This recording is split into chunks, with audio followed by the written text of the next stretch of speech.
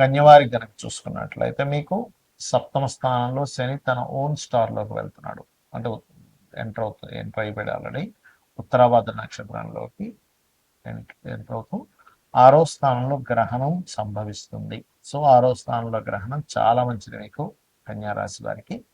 అలాగే పంచగ్రహ కూటమి కూడా ఏర్పడుతున్నందుకు మీరు ఎటువంటి ఫలితాలు పొందనున్నారు, ఏ దేవత ఆరాధన చేసుకోవాలి అనేటువంటి అంశం చెప్తుంది. నేనేపటికీ చెప్పిస్తుంది సాక్షాత్ లలితా అమ్మవారిగా భావిస్తూ మీకు ఆ లలితా అమ్మవారి యొక్క అనుగ్రహం పరిపూర్ణంగా కలగాలని పూర్తిగా కోరుకుంటూ, ఇక్కడ 6లో పంచగ్రహ కూటమి ఉండడం చాలా మంచిది, అందులో ఎటువంటి సందేహం లేదు.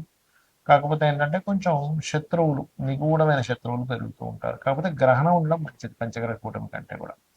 కాబట్టి శత్రువులు, కాంపిటీషన్ రిలేటెడ్ సంబంధించిన వాటిలో కలిసి రావడము, శత్రువుపై జయము, పరాక్రమంగా మీరు ఏదైతే ప్రయత్నం చేస్తారో ఆ యొక్క ప్రయత్నం కలిసి రావడం ఇటువంటివన్నీ ఇస్తుంది. కాకపోతే సప్తమంలో శని ఉత్తరాభాద్ర నక్షత్రంలో ఓన్ స్టార్లోకి ఉన్నందుకు ఇక్కడ వివాహము, పార్ట్నర్షిప్స్, సామాజిక విషయాల్లో, అందులో ముఖ్యంగా శనివారాలు ఎటువంటి వివాహ నిర్ణయాలు కానీ పార్ట్నర్షిప్స్ నిర్ణయాలు కానీ అస్సలు తీసుకోకండి దయచేసి.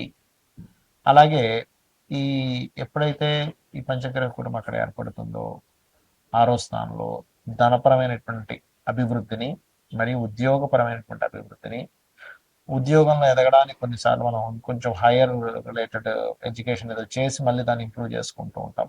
అటువంటి వాటిని గ్రహణం రోజు నుంచి 40 రోజుల పాటు దాని పాజిటివ్నెస్ ఇస్తుంది. మరి జాగ్రత్తలు ఏమిటి అంటే, వ్యాపారాలు చేసేటువంటి వారు, కొత్త వ్యాపారం ప్రారంభించేటువంటి వాళ్ళు కొంత జాగ్రత్తగా ఉండాలి.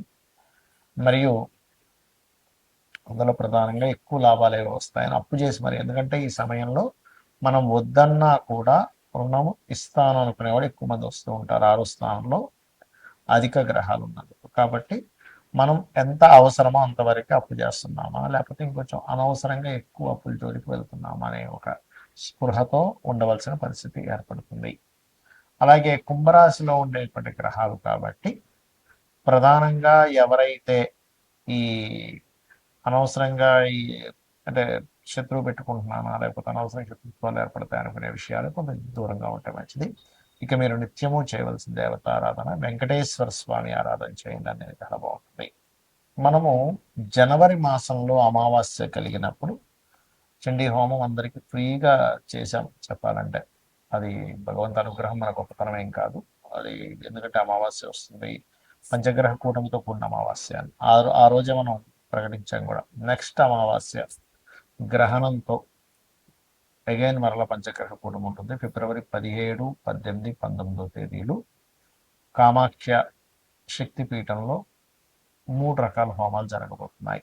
ఎవరైనా ఆ హోమాల్లో పాల్గొనాలి, ఆన్లైన్లో మీరు ఆ హోమాలు వీక్షించాలి, దానికి సంబంధించినటువంటి గోత్రనామాలు పంపించాలనుకుంటే కిందని కనబడుతున్నటువంటి ఫోన్ నెంబర్కి మీరు పంపించండి. 9169899899 8125899899 నెంబర్కి మీకు పూర్తి వివరాలు వస్తాయి. అయితే ఎందుకు మనం ఇది నిర్వహిస్తున్నాము అంటే, కొన్ని క్షేత్రాల్లో కొన్ని పర్వదినాల్లో మనం చేసేటువంటి ఏవైతే యాక్టివిటీస్ ఉంటాయో, జపం అనుకోండి, హోమం అనుకోండి, ధ్యానం అనుకోండి, 1కి 1000 సార్లు ఫలితం వస్తుంది. అంటే మీరు ఆ రోజు చేసేటువంటి హోమం 1000 హోమాలు చేసేటువంటి ఫలితాన్ని వస్తుంది.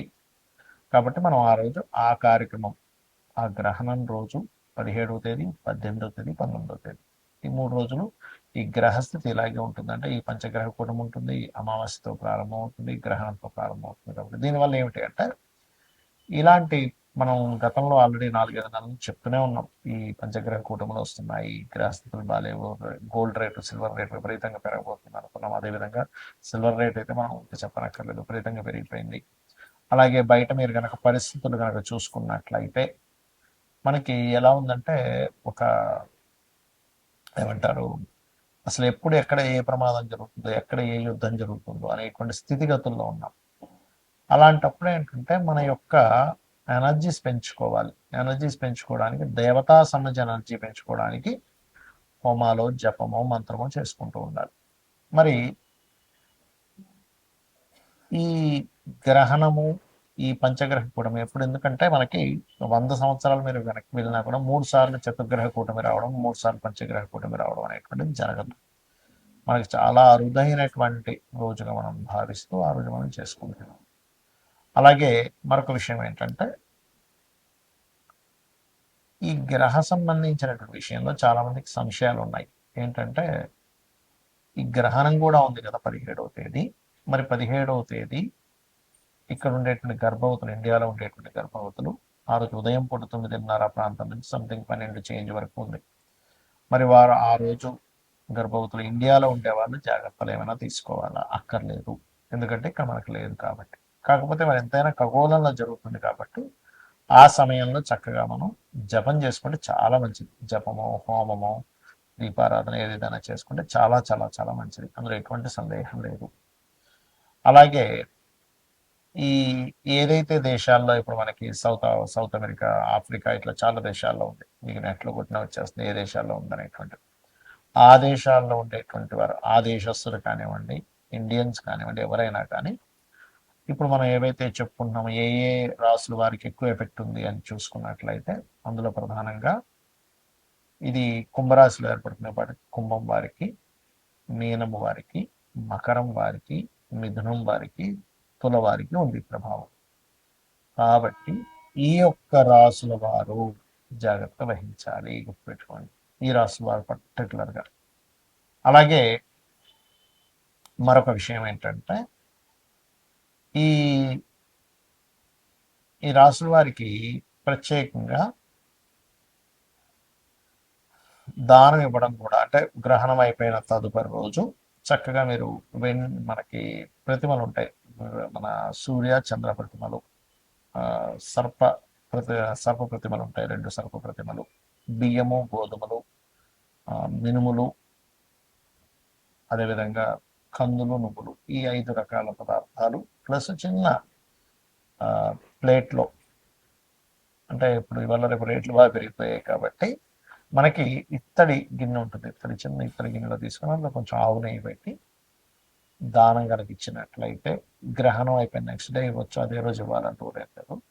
నెక్స్ట్ డే ఇచ్చినట్లయితే దానికి సంబంధించిన దోషం ఏదైనా ఉన్నట్లయితే తొలగిపోతుంది. మరి ఈ గ్రహణ ప్రభావం ఎంతకాలం ఉంటుంది అంటే 40 రోజుల పాటు ఉంటుంది ఈ గ్రహణ ప్రభావం ఎప్పుడైనా సరే. అంటే 17వ తేదీ నుంచి 41 డేస్ వరకు ఉంటుంది.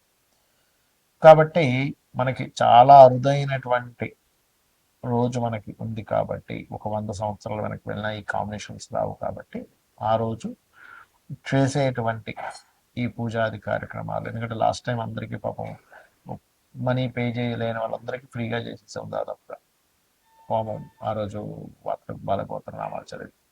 ఈసారి ఈ క్షేత్రంలో ముఖ్యంగా శక్తిపీఠంలో జరుగుతుంది కాబట్టి చాలా అరుదైన కాంబినేషన్ గ్రహణంతో వస్తుంది కాబట్టి మీరు వినియోగించుకోగలరు. శ్రీమాత్రే నమః.